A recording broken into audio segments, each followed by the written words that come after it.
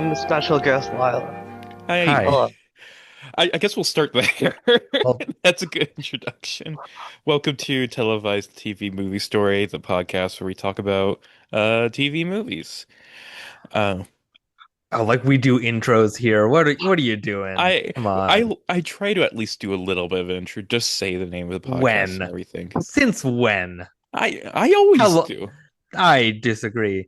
Hi everybody, it's Televised the TV I just story. said that. I disagree. Uh Uh, anyway, we have a special guest today. It's my friend Lila. Uh, Hello. And we are watching is it I always forget if it's Night Stalker or Night Strangler. Night It's Stalker. Night Stalker. Night Stalker. Yes. It's Halloween, everybody. We're watching horror movies. And this is one of the big ones. This is a very influential and very big for its time kind of one. And yeah, I gotta say it. I think it lives up pretty well to that legacy, all things considered. And and I'll just say it's like so when we ended up having just like a lot of guests for all these different episodes, it was like, okay, well, we're going to do Night Stalker. And so it's like, okay, let's put the feelers out for some guests. And it's like, and then I went over to Lila, and it's just like, I just not even mentioning this movie, just saying like, hey, is there any movies you'd like to guest for on this podcast? And immediately she said Night Stalker. So Lila, I just want you to tell us like what made you want to guest for this movie? Well, I'm a huge fan of Night Stalking. Um, you know, I don't really care that much about the movie, but it's one of my favorite hobbies. Well, there you go. As good a reason as any. We love gang stalking here on the podcast.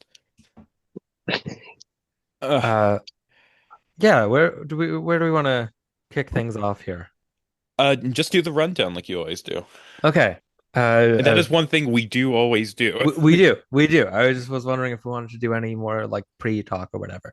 But we are talking about The Night Stalker from 1972, directed by John Llewellyn Moxey, written by Richard Matheson, based on an unpublished novel, The Kolchak Papers by Jeff Rice.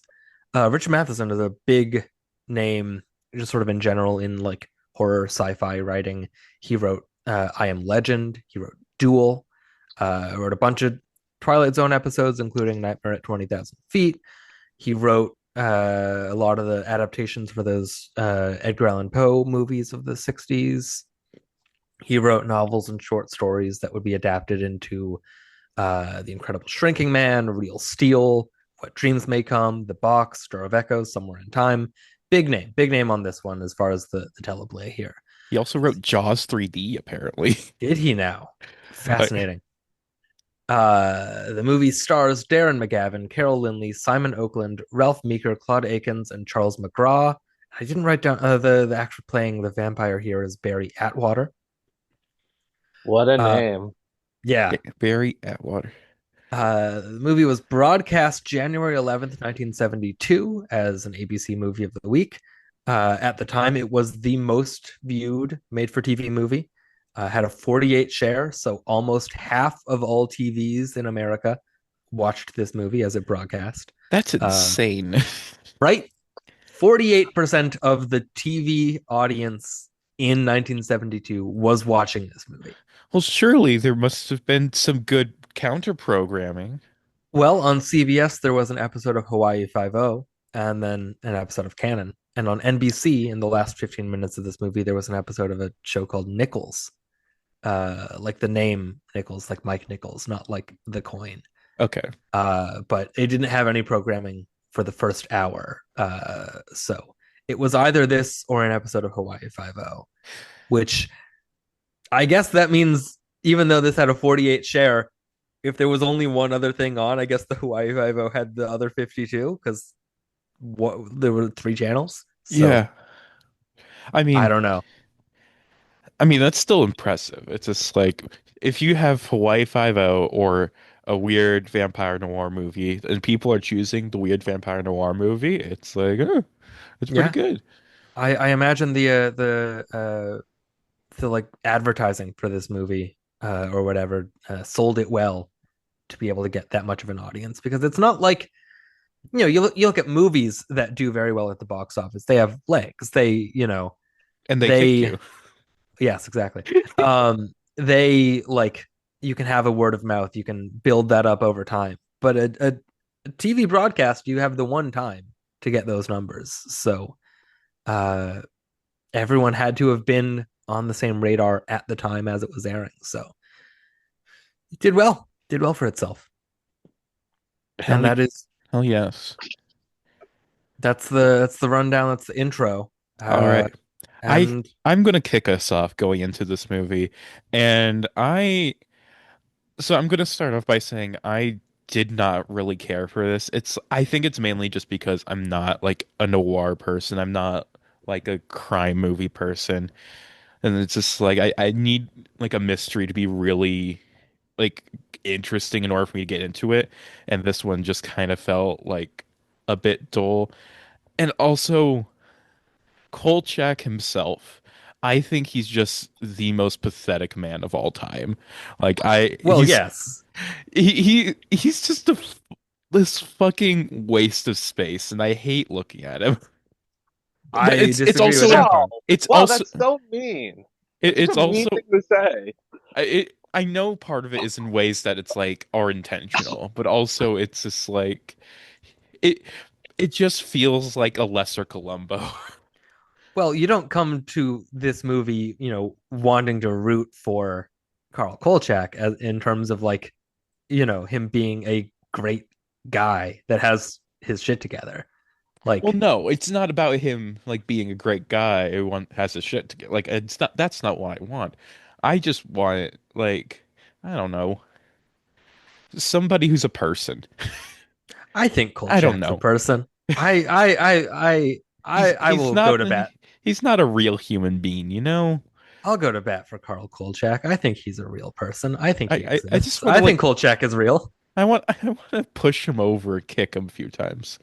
I think you're really on that kicking imagery. That's like the Look, third thing you said we about were kicking just so talking far. about if I had legs, I kick you. It's like that's the word that's on my mind right now.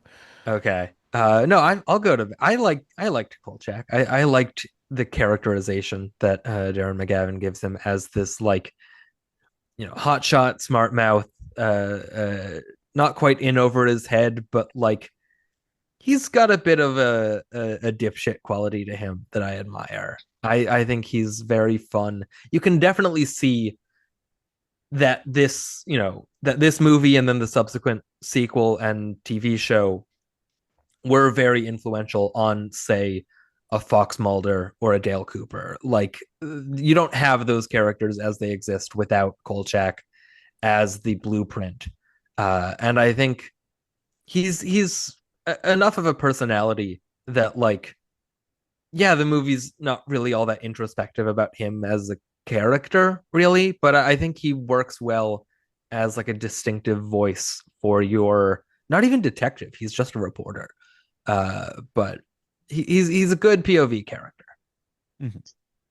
Lila, what do you think about Mr. Kolchak? Well, I loved Kolchak. I thought this movie is fucking awesome. Like Yeah, it's so good to put like this like sea level Robert Altman-esque detective and then put him up against like a vampire. It's so awesome. It's so good. Um, the whole way through I was totally engripped. And it's like, God, it's so creative. It really does feel like, even though it's a TV movie, it really does feel theatrical. I know that might be disrespectful to this podcast, bread and butter, no, but I disrespect away. but I did really enjoy it. And yeah, you can totally see the precursor to the X-Files vibes here.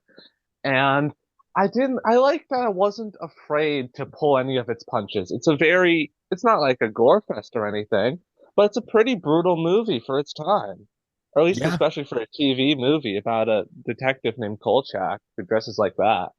yeah. I do like his outfit, which apparently that was like Darren McGavin came up with that himself, because the original, like in the script, he's got like a floral pattern shirt and like Bermuda shorts, and he's like, that's not what Kolchak would wear. Kolchak would He's dress like a right. guy who got laid off in the 50s and has not gotten a new suit since then.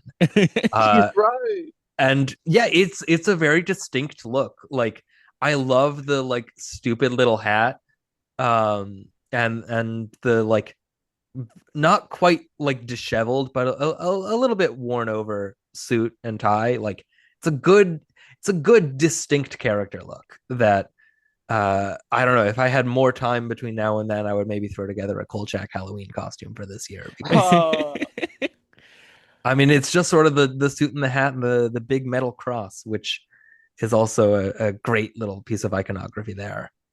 I love that. Like it's a real chunky. Like they ask him how he got the steak, and he just sort of like commissioned a furniture maker to make it. But like that big like hunk of metal cross, I don't know if that's something you can just get commercially. I want to know where he got that. He just stole it from a Uh, church.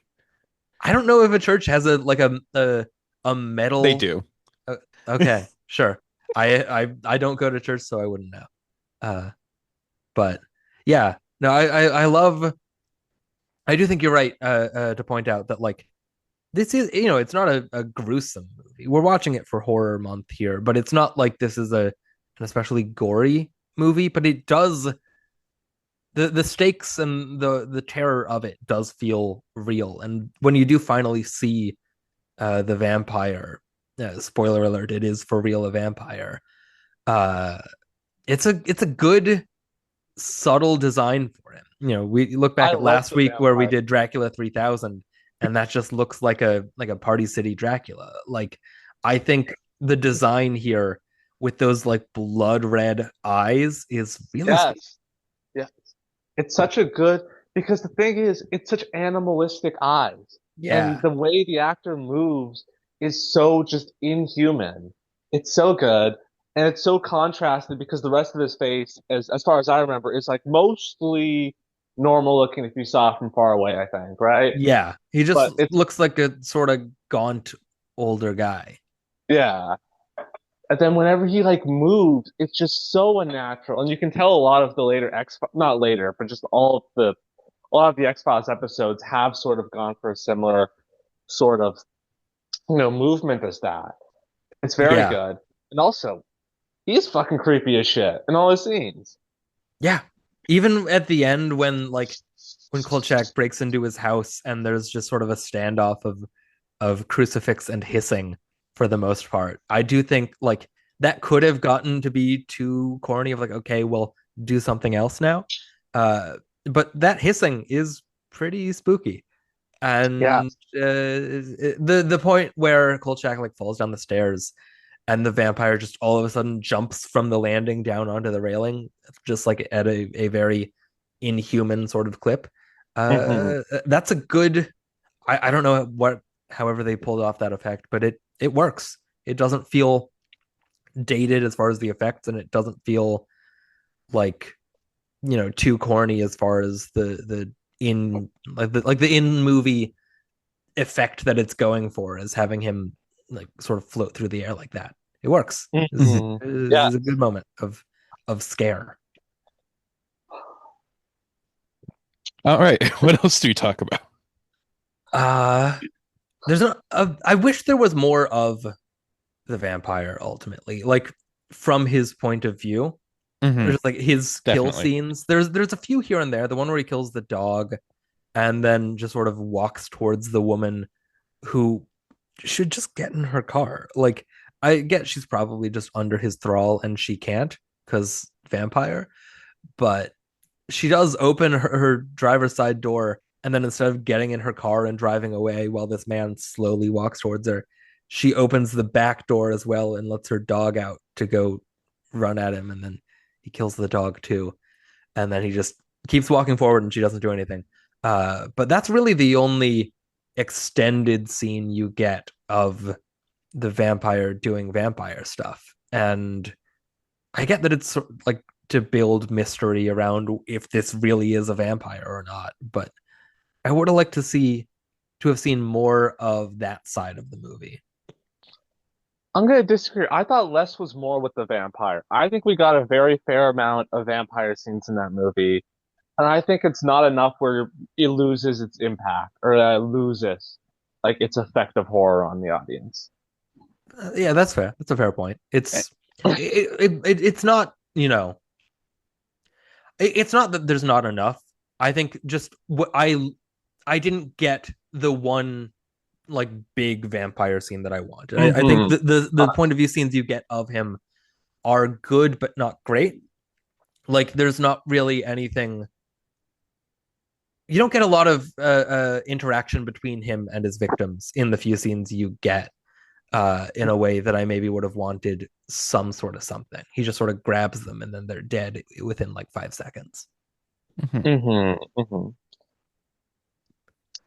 Oh, You had brought Um, up that they're the mystery, like trying to build up like whether this or not this is a vampire. But that's another thing that like I just didn't really click with this movie because it's like it sets itself up like the setting for all of this just feels like a pretty standard like detective movie. It's just like, oh, there's some girls who've been murdered, or there's some. It's like they have a commonality between them, so it's probably a serial killer. It's like, and then Kolchak's just immediately like, it's a vampire, and it's like it it doesn't like it doesn't well, feel like there's a mystery there, or yeah, it's just like I don't think it's really setting out to be a mystery. He's not a detective, he's not a cop, he's a reporter. And there's like shades of mystery to it. But I wouldn't classify this as, first and foremost a mystery movie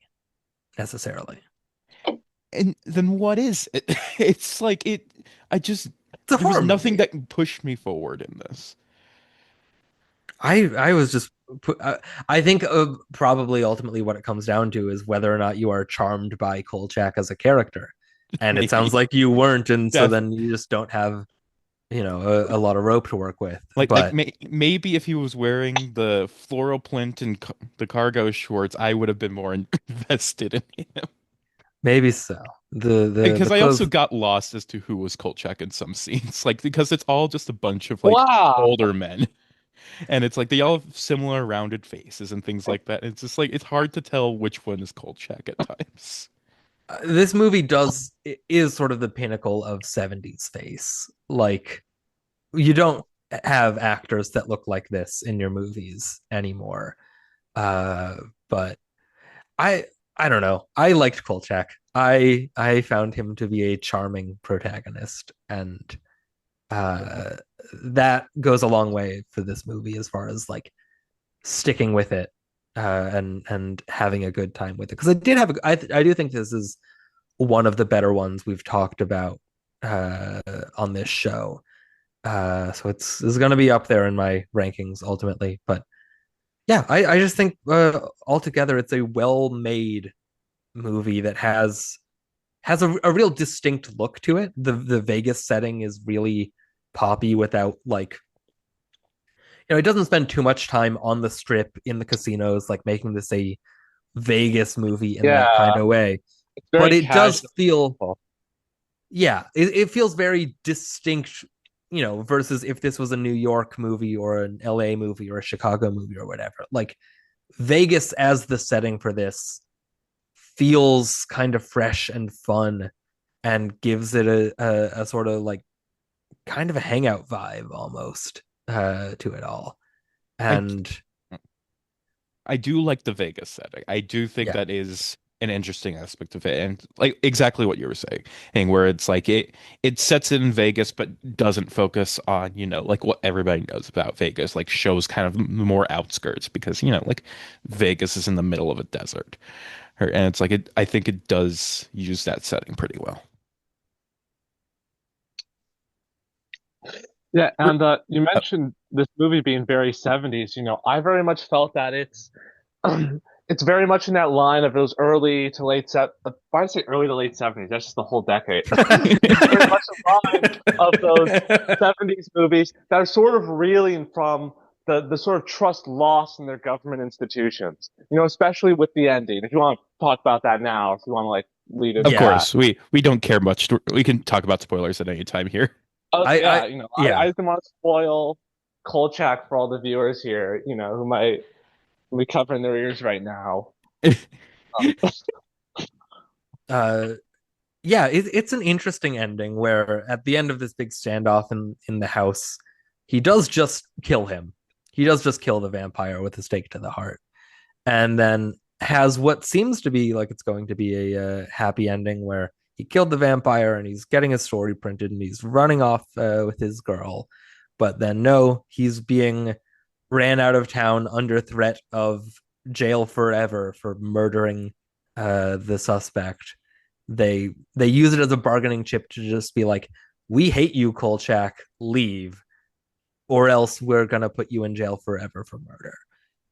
And it's a good little bittersweet ending to it all, where they want to save their reputation. They don't want to print that there was a vampire, and so we're just gonna make this guy our fall guy because we don't like him. Uh, it does feel very sort of you know like you were saying, distrust in the government, social decay type of ending for this all. yeah, It's not a happy ending. yeah. And it's about how the institutions in power, they care more about how they look than any actually helping someone. You know, that's what's most important to them. It's the image. And the whole ending of that is them choosing to protect that image over anything relating to the victims. And it's very powerful for like a TV movie about vampires. And I was very glad that they went there. Yeah, I do like the It's oh no, sorry, continue. no, no, I was gonna say it's a very cynical, and I really appreciated that. Yeah. Yeah, I like how it has the sort of framing device at the beginning, at the end, where Kolchak is recording some, he's recounting this tale over some recorded something or other, and he ends it with, oh, they wanted to hide this all, but then, tell me why. As soon as this was all over, they cremated him and all of his victims immediately because they knew it was a vampire and they didn't want them to come back to life as vampires. But it's all a cover up. It's all hush hush, and there's nothing I can do about it but just sort of sit here and stew in the memories of it. It's a good ending. It's a very not quite haunting. It doesn't go so far as to like chill you to the bone. But it's like, hey, it was vampires. Don't forget about it. Was the vampires. What else about this? Um, I like the score. I like it's a Yes. good sort of mix of like wailing electric guitar and like big band like blaring horns at the same time, sometimes even. It feels very sort of pastiche in a fun kind of way. Hmm. I didn't have anything else to say about it beyond that, Yeah, but it's a good effective score. I want to bring up just a random moment that I did like in the movie. Like I Go for took it. two notes. One was Oh, about that's not how many. Kolchak is pathetic, and the second one was about a moment when I think like the vampire is like entering this like hospital or something, and it's like he's like he's like checking out the blood or whatever, and it's like the two nurses like come running in, and one guy just like fucking punches him immediately. And Hell it's yeah. that just made me burst out laughing. Just like hell yeah, dude, punch the fucking vampire. I know you're gonna lose, but that fucking awesome. Yeah, there's a few good sort of action chase sequences like that. That's the first time you really see the vampire in full. You've seen his eyes at that point, but that shot of him crouching in front of the refrigerator of just glass bottles of blood when the nurse walks in on him and he looks like a deer in headlights of, oh fuck, you caught me. Um, and then yeah, I mean he's like just punching people, throwing them around, not getting phased when he gets shot, jumping out of windows, running over cars. Uh, I don't think I think there's a point where one of the other cops just like shoots a motorcycle that's coming towards him and that has nothing to like he's aiming for the vampire and just misses and shoots a motorcycle. That was fun in that sequence. But yeah, there's that. There's the one where they corner him by the pool and he throws some cops into a pool and jumps over a fence after getting shot like 20 times. Um, they're good, fun action sequences that are there to hold the attention of the audience and everything. It's you gotta get the blood pumping, no pun intended. But Mhm. I do think they could have easily been very 60s Batman cheesy thrown punches and everything just for the sake of an action sequence. But I do think they do a good job of setting up that this guy is a legitimate like supernatural threat that cannot be taken down by normal means. It's a good way to establish this isn't just some guy who thinks he's a vampire. This is probably for real a vampire. Mhm. Mhm. Imagine if it was though, like it was just a random ass guy. He could just do all that Yeah, I mean unassisted. that's the power of being like 73 and European. You just at a certain point you age into bullet immunity. Hell fucking yeah. That's just how it goes. It is very funny that like he's this ageless vampire and they just make him 73. Like he's not like centuries old. This guy was born the same year as Alfred Hitchcock. I didn't even clock that. That's fucking Yeah, they say he was hilarious. born in 1899, and that's because they're so incredulous. Like, you're telling me that was a 70-year-old? Like, because if they went to the records and said, "Oh, these are the records of a man born in like 1600," then you can be like, "Oh, well, that's definitely a vampire." It's just enough of like a disparity that it's like plausible that it could just be some like roided up septuagenarian, but no, it's just a very young vampire. Uh, which I I didn't even put together until just now how funny it is that he's just 73. That is really fucking like why you could at least like make him like born in 1850. Because it's like it would still like likely have records from the time at least, or you could feasibly have those records, but it's like it's still like way too old for somebody to be alive now. How and it's just like I don't know, but it is just funny. Yeah, Born same year as fucking Humphrey Bogart. exactly. Oh, I did want to mention, just looking through my notes here, I liked the opening credits over the like cadaver point of view shot, Mhm. where they're doing the autopsy on the first victim and they like hold the scalpel up to the camera and they make their incisions, and it's when they discover that she doesn't have any blood in her body, because that's the whole MO. I don't think we mentioned that at all, but all No. these young women are popping up around Vegas completely drained of blood with the strange circumstances around them. The second one is like in the middle of a dusty field where there's no footprints anywhere around her, and there's no way she could have got the body could have gotten there without having to walk around. So I do like and they find footprints a little bit up the hill. So I like the idea that the vampire attacked this woman, killed her, drained her of her blood, and then decided to just fly a little bit to drop the body off like 20 feet away just because he can. It's very fun. I I just He like was mean as hell.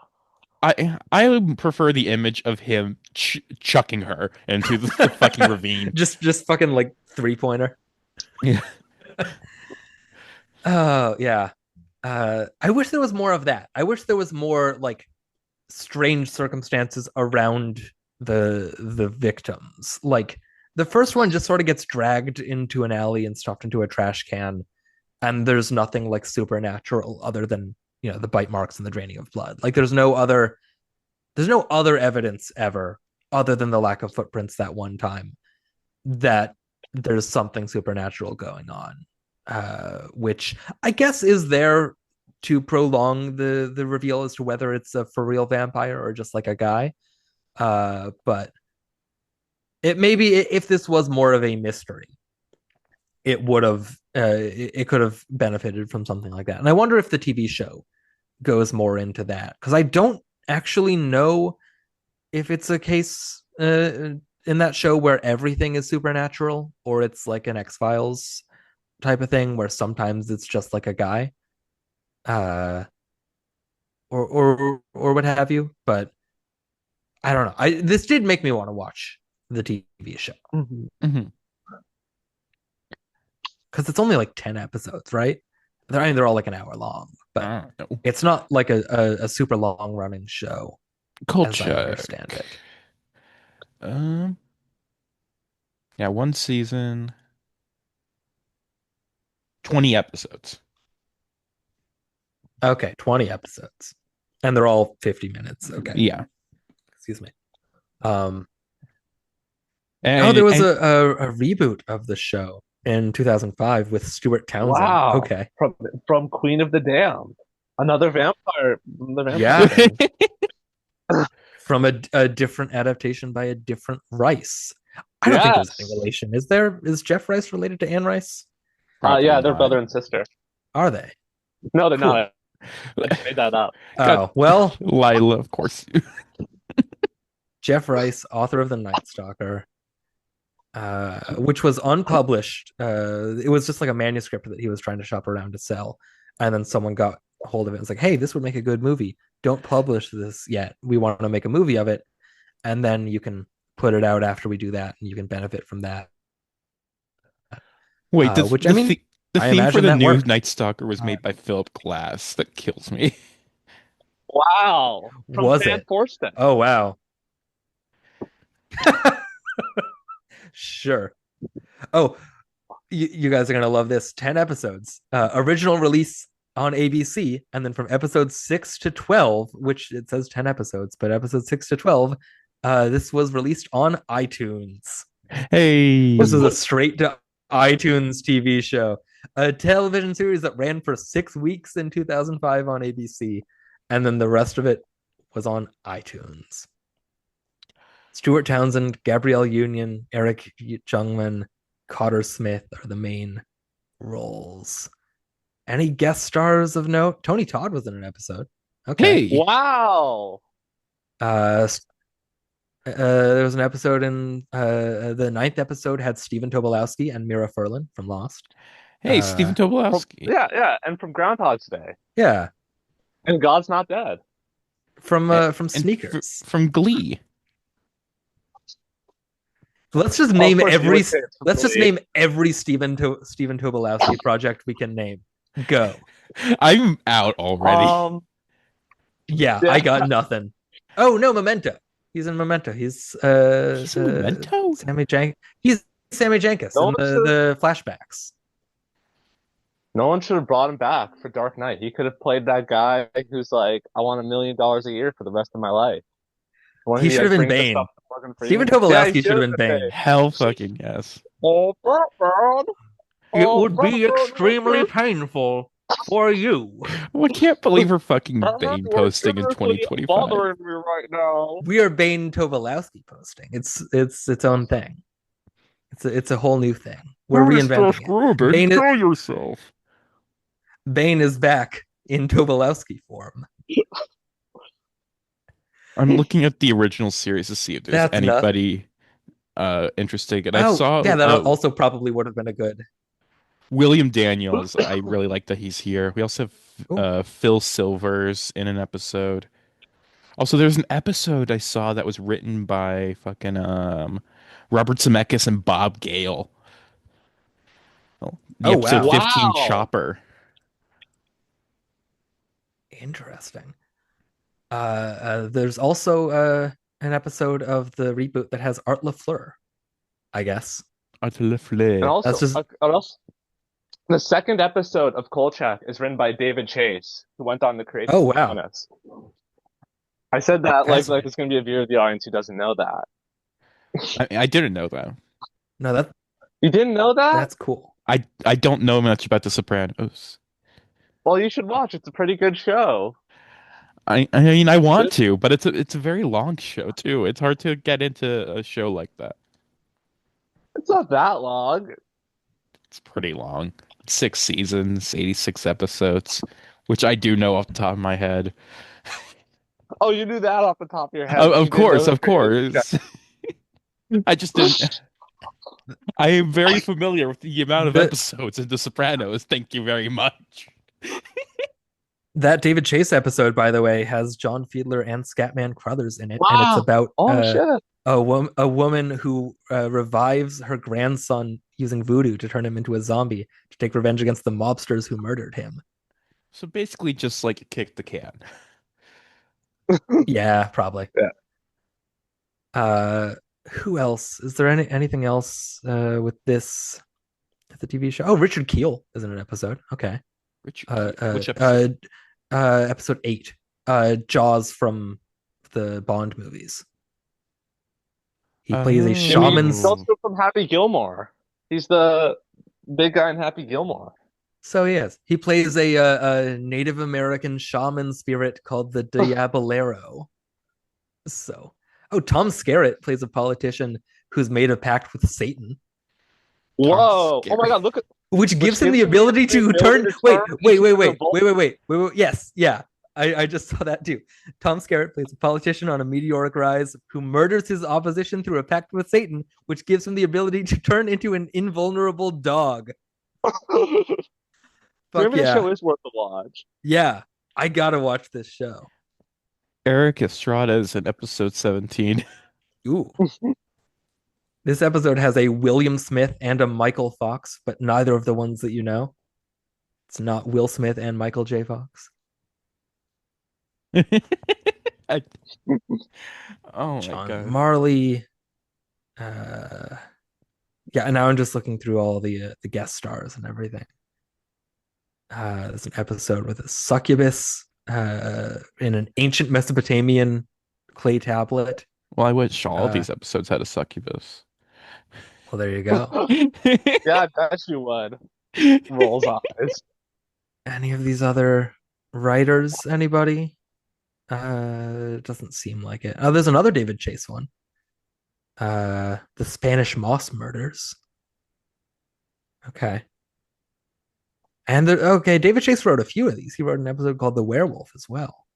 And the Vampire, which was the sequel episode to this movie where they're like, hey, there was another victim we didn't know about, and now she's back to life as a vampire. Hmm. Is this what we're going to be just doing for like the next hour? Well, Maybe not hour, I but just to pad out some time, because I did really like the movie. There's not really a ton to talk about with it. It is very, there's not a lot of, extraneous, there's not a lot of fat on this movie. It moves very quickly. It's very welcome home, Johnny Bristol. Yeah, in a kind of way. It's just sort of like good. Well, I don't want to go that far. I'm kidding. Okay. Ugh. But Come on anyway, now. did you hear about the Kolchak reboot that's planned? I don't know if that's on the Wikipedia or not. Oh, but I did another one? research. There's another Kolchak one reboot? planned. And guess who's gonna play Kolchak? I'm not even joking. This is gonna sound like a bit. Who's going to Tim play Fetzer. Kolchak? Dwayne Johnson. Brendan Fraser. Close. It's Vin Diesel. Okay. Well, And oh no, Post- isn't that Kojak? Kojak. Because of the Oh, that bald was thing? Kolchak. I think he was doing the Kojak Huh. remake. Yeah. Because he's Fuck, bald. Fuck, can we edit this out the episode? Oh No, my God, it's so because I do want to embarrassing. talk about Kojak also. Oh The my fact God, that there I are just two love 70s Kolchak. TV shows with very similar character names, Kolchak and Kojak. Oh my God. That should have been. I'm sure there were a lot of jokes about that back Oh in my the God. day. I can't believe that Vin Diesel was gonna play Kolchak. I was like going to this podcast, like, here's my big drop I'm gonna hit. There It's gonna was be- also a Kojak reboot in 2005 as well. Do you know who played Kojak in that? I do not. I didn't even know this. I also do not. Another famously bald Ving Rhames. Oh. Kojak. Wow. Oh, that's going to be awesome.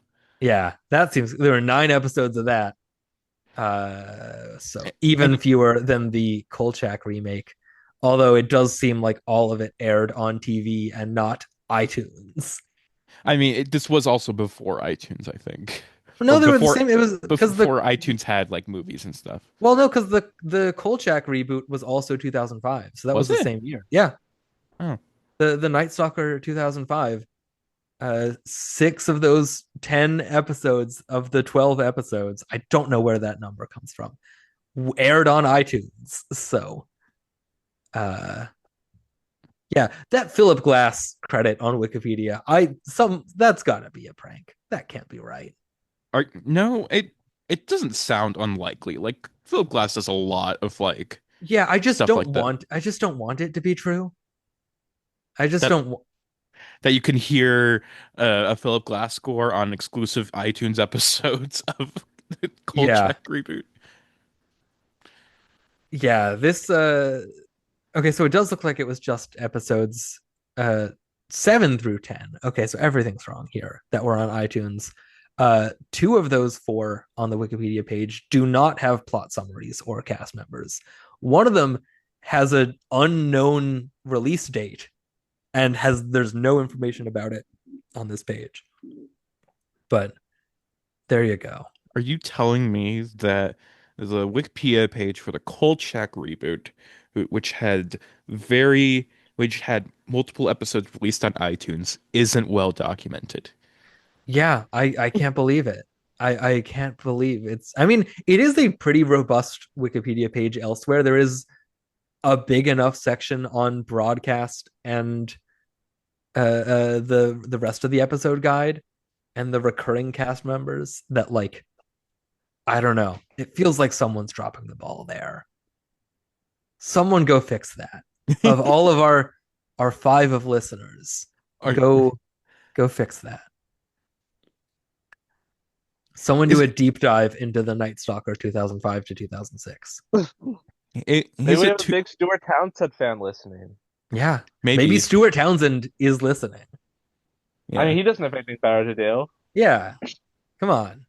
Yeah, like I don't know if Jason Simone is a big Stuart Townsend fan, but I feel like at the very least he has to be like a Wikipedia person. That's just the vibe I get off.